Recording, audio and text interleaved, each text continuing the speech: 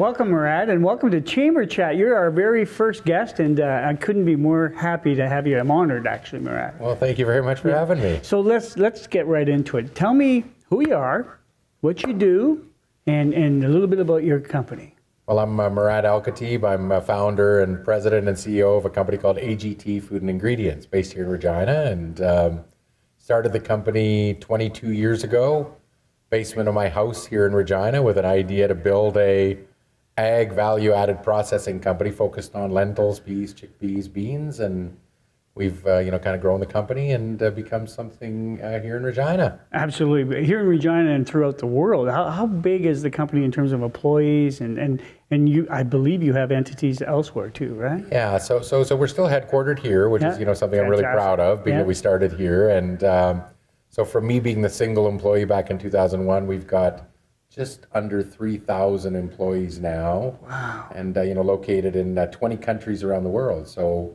that small little manufacturing plant I built in Regina right beside our head office is the very first plant, and now we have 46 manufacturing facilities in Canada, the US, Australia, South Africa, Turkey, and Kazakhstan. So Kazakhstan is the newest factory as well. So we've been involved now in kind of that transformation of agriculture in Saskatchewan and the Regina Plains, and it's been a really rewarding thing to see the evolution of how important agriculture has become in our economy. Absolutely. It's a huge part of our economy here in Saskatchewan, and certainly for the city of Regina. People know who you are. You've been honored a few times throughout the years. Maybe you can tell us a few about a few of those honors. Well, when people say, they know me, I always like to kind of go back to my roots, and, people assume, as an entrepreneur and, with a name like Murad Al-Katib that I came here at some point, and right. I did come here at some point, but from Davidson, Saskatchewan. Yeah, exactly. So, born and raised in a small rural community, and, my parents came to Canada as immigrants back in 1965. So, my father came, for anyone from rural Saskatchewan, they know how important country doctors are. Yes. And so my dad came as a doctor. My mother came as a young bride, learned how to speak English watching Sesame Street with us kids. And in 1976, she was the first immigrant Muslim woman elected to a rural municipal council in Saskatchewan. So, in fact, we think in Canada. So, the RM of Wilner. So, I kind of came from a background of community leaders, jobs on Main Street. So, things like chambers of commerce and, the Association of Businesses was a very important entity and important topic, as a child growing up, where my mom, was the mayor of Davidson, during the time where, the wooden elevators were closing, the concrete elevators sites were being selected. And, I remember talks of, how do we build one more job in every, business on Main Street, and our community will survive, our school will survive, our hospital will survive. That's, the fabric of Saskatchewan has always been businesses. So that's where I come from, and, definitely been rewarding to be, at the time I was a young entrepreneur. And so, to kind of be 28 years old and start this little company and, along the way win a few awards, but really inspire someone to believe that you could start something right here and reach the world. And you did, and congratulations on that. You must be very proud of your success. But the thing is, you're not done yet, right? You're still working on a lot of things. And tell us about some of the special projects you have, not only in Saskatchewan but elsewhere. Well, I'm 51 years old now. Yeah. So, again, I kind of think about the last 20 years and think about the next 20 as, kind of a really exciting opportunity. And I think that, the opportunity for us in Regina and Regina Plains and in Saskatchewan is, really to transition our agriculture sector to, look at the opportunities in plant-based food and fuel and plant-based, fiber and biomass. Right. And so, what we're trying to do as AGT now is, kind of take the investments that we've made and really kind of drive innovation and opportunity. And so, some of the new projects that we're building in Regina, we built the first plant-based extrusion center in Saskatchewan. So that's to produce plant-based meat alternatives. So we're actually supplying pea, lentil, and faba bean-based texturized protein to the world. We're doing high-protein breakfast cereal, crisps, and puffs. now at a plant, over on Henderson and Leonard in the industrial area here Right. in Regina. We've announced the project, in the collaboration with Federated Co-op on the production of renewable diesel from canola. Yeah. And we've announced the feasibility that we're doing on building a protein extraction plant for canola meal. So that, that again, I mean, those investments, it's, in my mind, it's not a matter of if they will get done, it's a matter of when will they get done. And those are, in the range of about $4 billion of investment for Regina. So, those are the kind of projects that kind of transform. And, what we think is the opportunity is everything we grow. So, wheat, canola, and pulses in a rotation have an opportunity to be value added and monetized. And how do we take the components of everything that we're doing in processing and use them to their highest value? So like we take the canola and we make oil and we produce renewable diesel with Federated. Right. Then we take the meal and we extract the protein and we make high protein aqua feed to go for shrimp, salmon, tilapia, and steelhead trout production. Well, that's a much higher value than just shipping it for dairy feed in the United States. So, those are the opportunities that I think are the next chapter, in the development of Regina. We're going to be a center for protein. We're going to be a center for ag innovation and manufacturing. And, I hope that our company will be a part of developing that. Well, I'm sure it will be. I mean, the ag tech sector is something that I know EDR is working on, economic development in Regina. And of course, you were part of EDR for quite some time, were you not? Well, I was. I was on the board for almost 14 years. Yeah. And, definitely, I think that, one of our strongest relationships was always, EDR and the chamber. Right. So the Regina Chamber and Exactly. the Saskatchewan Chamber. But, certainly, I've always felt that the Regina business community, in particular, at that time we had, of course, economic development and trade and tourism. But, on the economic development trade side, the industry side, the chamber and EDR always worked hand in hand. Yes. And I think that was always, one of our strongest things is we had a very unified voice in this city. If I look at maybe at Saskatoon at the time, there was, the, Saskatoon Regional Economic Development. There was the North Saskatoon Business Association. There was kind of a lot more fragmentation, whereas here, the business community was together and the chamber was always a big part of that. So, chamber's been an important part of our business too. I mean, things that people don't realize is we're an exporting company. Yes. And, every day our couriers, or in the beginning, even myself, I used to show up at the chamber office twice a week with my documents in my hand, and the Regina Chamber of Commerce would stamp my documents, my Right. certificates of origin, my, all the documents I needed for export, because in the world, people recognize chambers of commerce Right.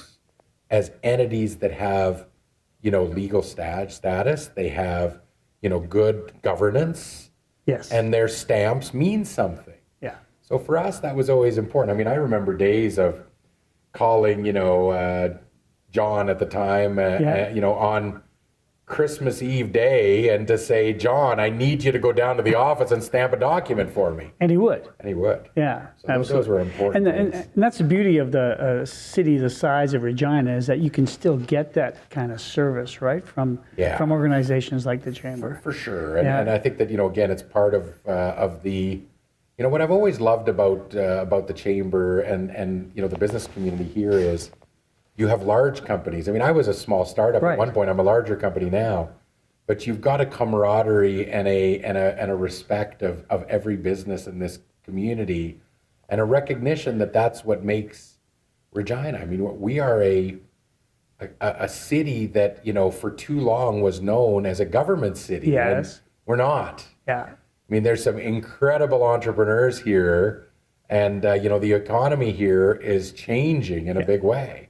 And very diversified. Oh, yeah. I mean, you Yeah. look at, great, entrepreneurial families like the Semple family. Yeah, exactly. And myself and others who have built, multi-billion-dollar businesses. And then you look at the service industry and you've got long-standing brands, Yeah. right? Companies that have been in business for decades in plumbing and heating and electrical and, restaurants. I mean, look at why in Regina we don't have chains in downtown Regina, is because our restaurants have been around for decades, right? That's all important business.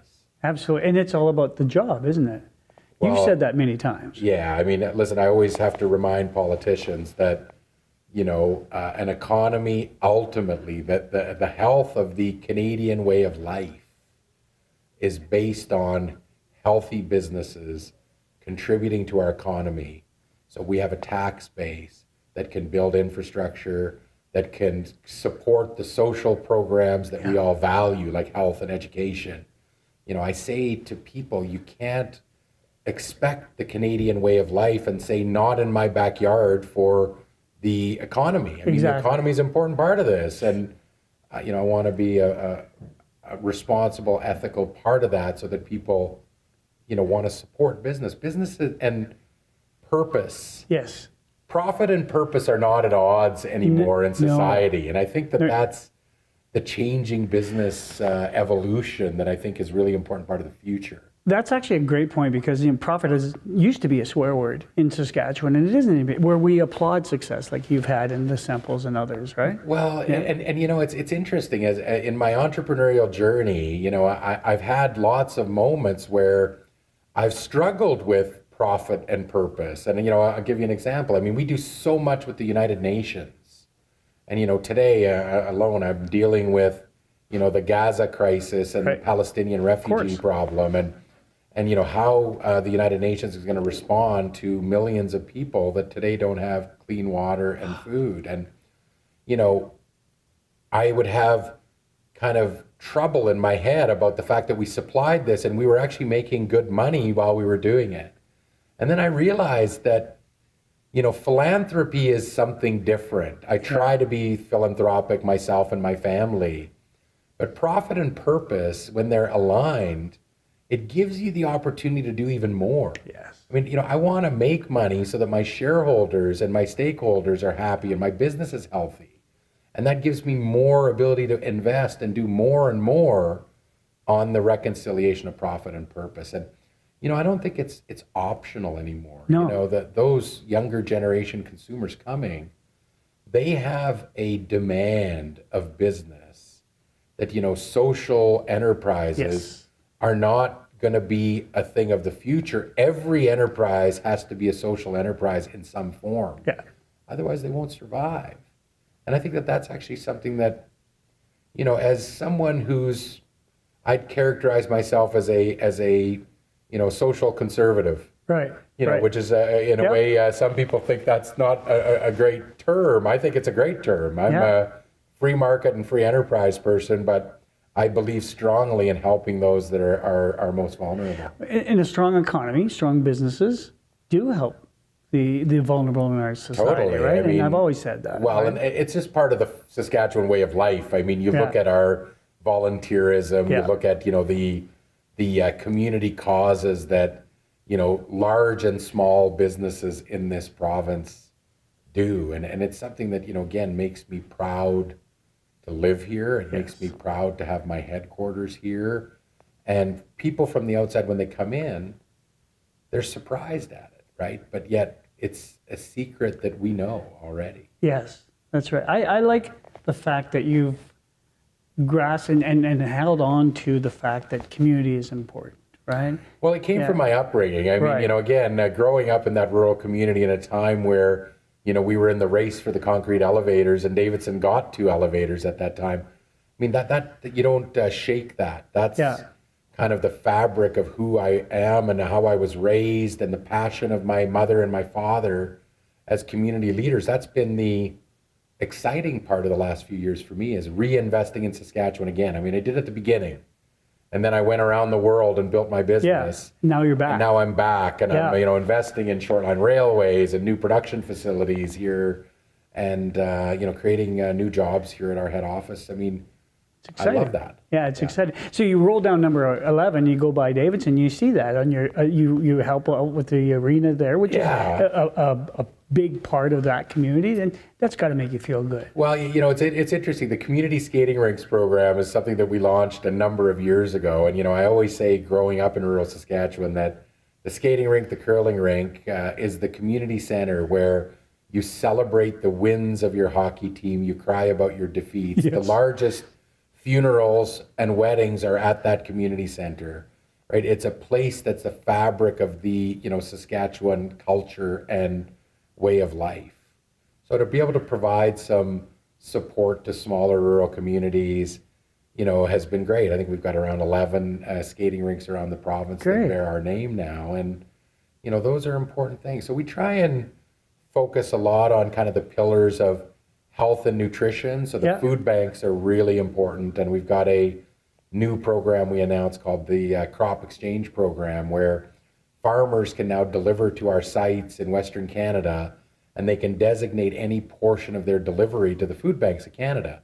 They get a tax receipt, and then we exchange that product for things they need, like pasta or sauce or canned beans or canned chickpeas, right? The food bank doesn't need 3 tons of yellow peas. No. They need the food that they can distribute for the needs they have. So that's an exciting program we just announced. And amateur sports, of course, is pretty important to us too. So, many know I'm a football guy. Yeah, I wanted to go there, right? So listen, we're big supporters of football and, minor football, junior football. So I'm the president of the Regina Thunder. Yeah. Proudly kind of made that a pretty well-known team in Regina now of 18 to 22-year-olds. And, the Co-op Refinery and us together have what we call the Thunder Acts of Community Kindness program. Love it. The boys go out and they do everything from volunteering at seniors associations to, picking garbage in ditches and uplands in our neighborhood. And those are the kind of things that are pretty exciting, along with a scholarship program for 57 full-time student athletes. So those are the kind of things that, you do to support sports as well. So nutrition, health, sports, and then mental health. Yeah. It's another area where we're working with the Sask Riders Foundation on the, the Community Mental Health Schools program. Those are important things to myself and my family. And your and good on you. I love the fact that you really believe in that purpose piece. And so you spoke of family. Tell us a little bit about that. You have 2 children, right? Yeah, I've got twins, Tarek and Sarah. They're 22, so they're both at the University of Regina. One's doing her master's, and my son is finishing up his business degree. And both have shown little interest in the business. In particular, my son, he's very interested. So we'll see how that goes. And, good. And again, I always say Regina is home for us. That's where everybody is, and I travel the world, but everybody stays here, and we're really happy to be here. And we're happy to have you here. That's for sure. Murad, let's talk a little bit while we're closing up here. Our podcasts aren't that long, so we want people to actually get in and get out, right? So this has been fantastic, and thank you for this. Let's talk to the young entrepreneurs out there, he or she that's working on their business, and talk about the benefits of the chamber, but maybe some advice that you would give them. I think that the one thing you've got to recognize in starting a business is that most people don't have the luck I had in that. I succeeded in the very first venture I started. So, resiliency and perseverance are going to have to be an important part of that. You've got to make sure you refine your idea, network. I mean, the chambers are a great opportunity to get to meet other entrepreneurs, support networks, that can really help your business. I tell young entrepreneurs, make sure it's not only passion and an idea, but, there has to be capital behind what you're doing. Yeah. I think that, again, Tim Young from Young's Equipment always gave me advice as a young entrepreneur. And he said, Murad, cash is king. Well, again, I mean, Tim's used that in many speeches, and he's right. So, again, get capitalized. Be financially literate. Not everybody's an accountant, but you as an entrepreneur, if you don't know the ins and outs and the finances of your business, you'll never succeed. Exactly. You won't price it right. You won't know whether you're making money or not. Yeah. So, those are kind of, key, strong things that I tell young entrepreneurs is, have passion, follow your heart, but don't forget about your head. So make sure your brain is a part of grounding your idea, and go for it. Well, that's fantastic. And it's great advice. It's interesting that you talk about the basement of your Regina home and the genesis of that, and look to where you are today, Murad. Can you believe it? Yeah, you know what? People ask me that question, and obviously any 28-year-old entrepreneur who thinks they're going to be the CEO of a $3 billion company is probably lying. So, I always believed I would succeed because, ultimately I was taking the power of agriculture in this province, the innovation of the farmers, right? The early adopters of technology, Yes. and marrying that to demand for protein in the world.